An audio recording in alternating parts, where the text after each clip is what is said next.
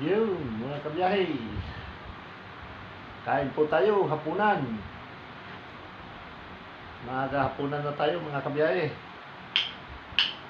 Nandito tayo sa inuupahan ni Busing na para mauwian namin. Ang ulam ko, mga kabiyahe, balaw. Sa Tagalog, siyempre alamang. Sa Bicol, balaw. Pinigyan natin konti para ito po ay 30 pesos laang.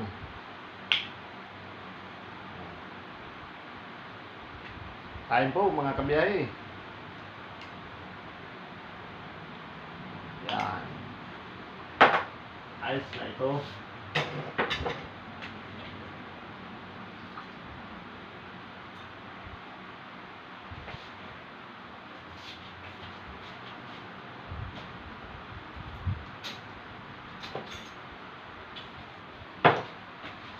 Kakamay tayo, mga kabiyahe. Kain po. Shout out kay Juan. Shout out din kay Ian Mar Isgira ng Son Juan, Villadima, Libmanan, Camarines Sur. Shout out po sa iyo, Sir Ian. Yan. Kain tayo.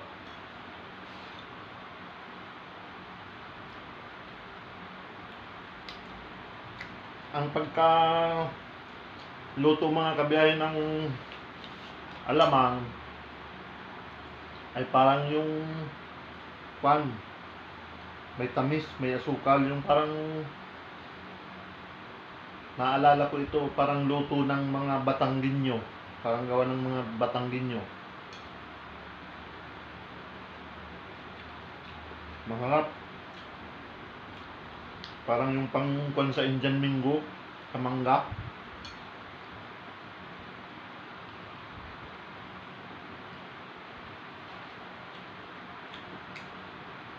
Malasa, mga kabiyahe.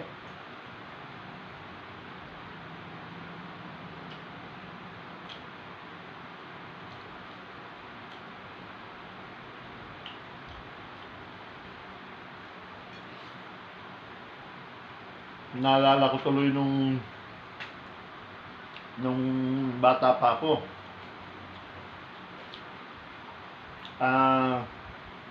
Nung bata pa ako, pumunta kami dun sa kapatid ko sa Laguna noon at nandun nakatira.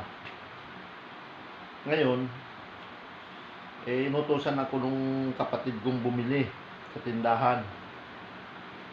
Di Tagalog baga dun, mga kabiyahe. Siyempre, Laguna na yun Tagalog. Inutusan akong bumili ngayon itong balaw.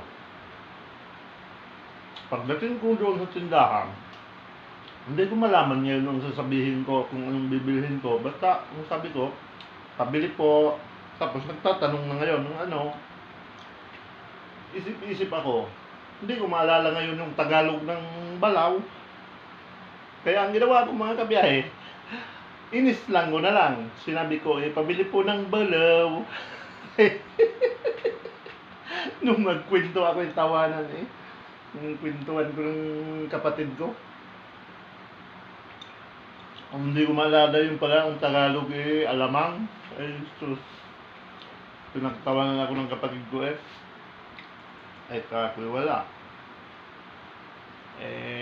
Hindi alam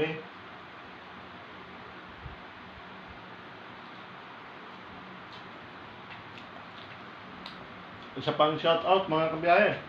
Shout out din kay Marites Upi Maria ng Magarog, Bululog, Ginbuatan, Albay. Yan, shout out sa iyo, Marites Upi Maria.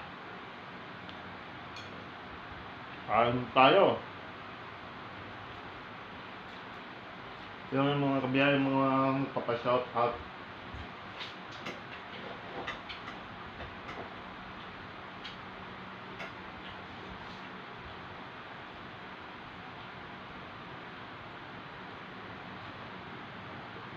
Saka ito pa po, kay Ma'am Daling Ramos. Shout out po sa iyo, ma'am. Kain po tayo.